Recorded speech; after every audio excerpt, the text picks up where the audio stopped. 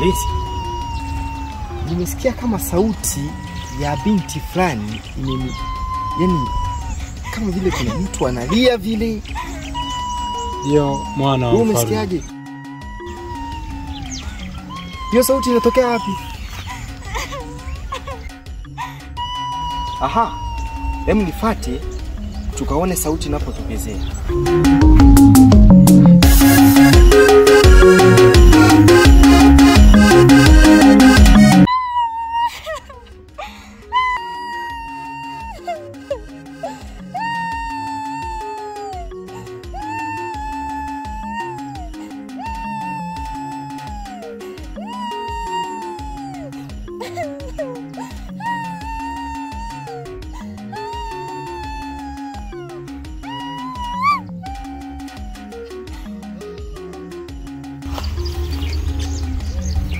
Usiogope binti. Upo sehemu salama. Mimi naitwa Suke, ndiye mwana wa mfalme wa mwisho. Kwa hiyo usiogope. Huyu unayemuona nyuma yangu ndiye mlinzi wangu. Mimi naitwa Liza, ni mtoto wa mfalme wa kijiji jirani. Familia yangu imevamiwa na watu wasiojulikana. Katika kukimbia kunusuru maisha yangu, nikajikuta niko hapa. Tafadhali msinizuru. Hapana, usiogope. Kama nilivyokuambia upo sehemu salama. Tafadhali binti, naomba nikupe msaada kama hautojali. Sawa, pia asante.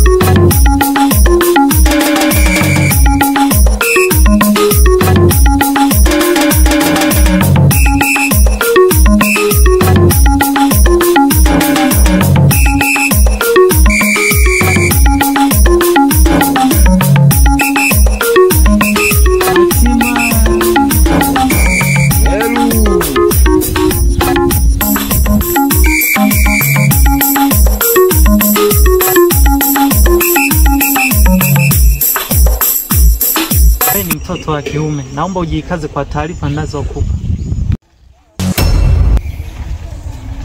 Taarifa gani tena mzee wangu? Mfalme amefariki asubuhi hii. Hapa wanafanya taratibu za mazishi. Na kaka yako ndiye kapewa ufalme. Hii imewezekanaje Kaame kupewa ufalme na baba? Na chanzo cha kifo ni nini? Asubuhi nimemwacha akiwa mzima kabisa.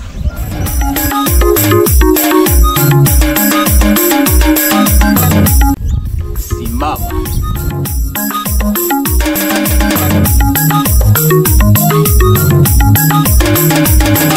Suke, umeshachelewa. Uruhusiwi kufunua huo mwili, maana taratibu za kimila zilishapita. Lakini huyu si ni baba yangu? Na maana siruhusiwi hata kumtazama? Mila na desturi ndo ziko hivyo. Na pili, hauruhusiwi kubishana na mfalme. Ina maana unabishana na mimi. wale walioteuliwa kubeba mwili wa marehemu basi, na ikiwa mnajifahamu basi wambebe tukamsitini.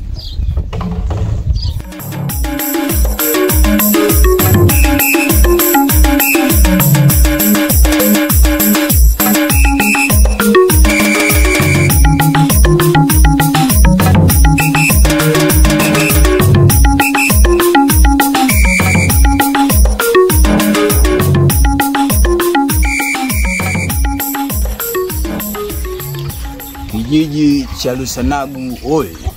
Oye! Kijiji cha Lusanagu oye! Oye! Mimi niliyekaa hapa ni nani?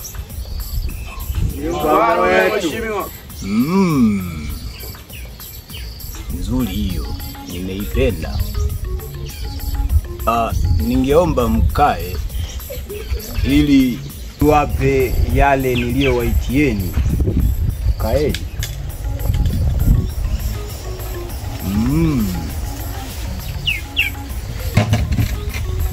Kijiji cha Lusanagu oye! Oye! Nimewaiteni hapa kama mfalme wenu ili kuwapa sheria za kijiji hichi ambacho ninakimiliki mimi, mfalme wenu. Ndio mfalme. Lusanagu. Tunaelewana? Ndio mfalme. Sheria ya kwanza katika kijiji hiki ni sheria ambayo natakiwa niitoe na muizingatie. Sijui tunaelewana? Ndio mfalme. Sheria ya kwanza kwenye hichi kijiji, atakaye toka katika kijiji changu na kwenda vijiji jirani hautakiwi kurudi ukiwa na mimba au mtoto. Tunaelewana? Ndio mfalme. Na ukifanya hivyo utakuwa umehatarisha maisha yako. Sitokuwa na huruma na wewe, nitakumaliza. Haijalishi yoyote au wewe mdogo wangu, ukicheza nitatoa kichwa chako bila huruma. Hata nyinyi msicheze na mimi katika kijiji changu.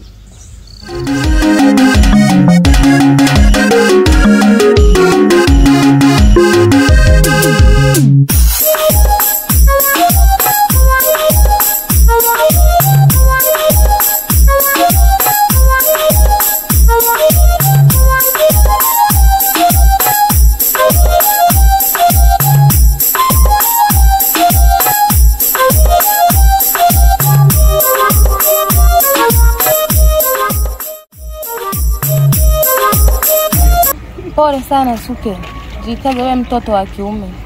Usijali Liza, niko sawa, wala usijali.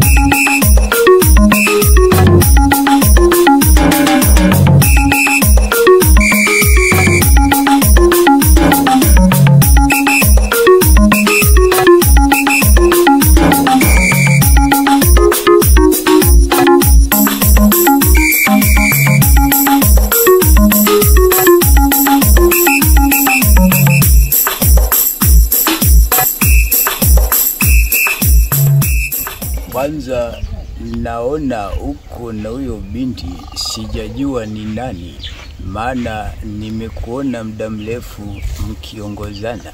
Ni nani yako? Huyu kwa majina anaitwa Liza, ni mtoto wa ufalme jirani ambaye katika pitapita zangu nimetokea kumuona katika hali ambayo ilikuwa inatisha polini, ndipo nikamchukua kama msaada na hatimaye nipo naye hapa. Naona sasa unaanza kujipa madaraka, na wakati sheria za kijiji hiki unazifahamu. Naona unaanza kunipinga mapema, na nilisema hakuna kuingia mtu pasipo kujua. Wewe amefika ni muda mrefu na hujanitaarifu. Sasa naona unanipanda kichwani. Kuanzia leo utokuwa na walinzi na utabaki kama wanakijiji wengine. Mfalme, kumbuka mimi ni mdogo wako. Kwa nini unanifanyia hayo?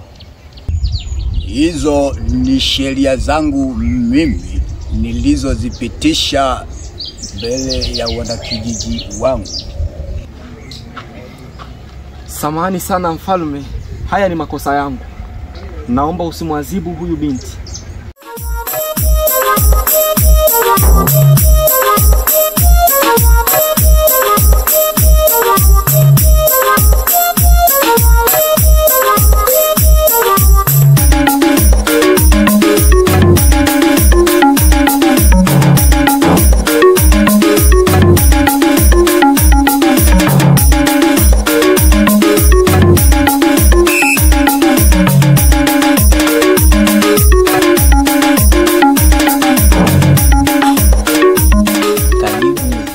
Kijiji cha Isanagu. Asante. Maana nimekuona. Haijawahi kutokea mtu akaingia ndani ya kijiji changu pasipo ruhusa yangu, lakini kwako wewe nitakupa kaofa au ka bonus. Utaishi ndani ya kijiji changu. Sijui utakuwa umenielewa. Sawa mfalme, nimekuelewa. Ningeomba nikuzungushe kidogo kwenye kijiji changu ili ujionee mazingira. Wanakijiji mnaweza mkatawanyika, lakini msisahau kidogo kuleta mazao mlioyavuna, na asiyefanya hivyo tutakonana.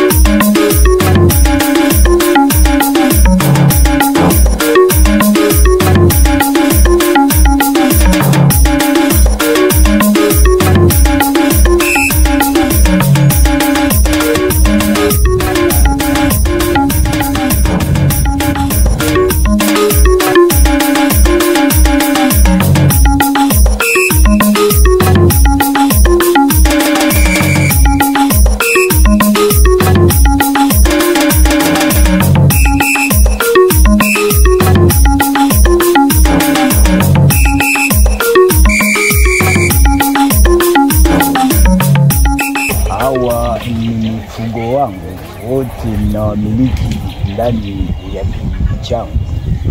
Wewe umetokea kijiji gani na unaitwa nani?